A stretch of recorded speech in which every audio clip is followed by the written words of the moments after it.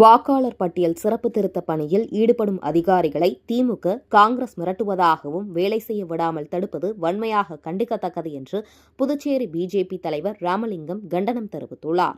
இது தொடர்பாக பிஜேபி அலுவலகத்தில் செய்தியாளர்களை சந்தித்த ராமலிங்கம், தேசிய பாடலான வந்தே மாதரம் இயற்றப்பட்டு 150 ஆண்டுகள் ஆகிறது.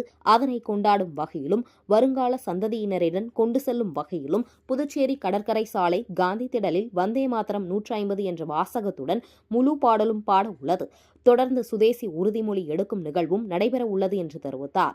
இன்று முதல் நவம்பர் 26ஆம் தேதி வரை மாநிலம் முழுவதும் பள்ளிகளிலும் பல்வேறு பகுதிகளிலும் நிகழ்ச்சியாக நடைபெற உள்ளது என்றும், மேலும் பேச்சு, கட்டுரை போட்டிகளை நடத்தவும் ஒரு மாபெரும் இயக்கமாக நடைபெற உள்ளது.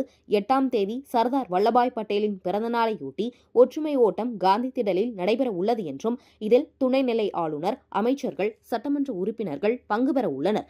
1000க்கும் மாணவர்கள், இளைஞர்கள் பங்கேற்று ஒற்றுமை ஓட்டம் ஓட உள்ளனர் என்று தெரிவித்தார்.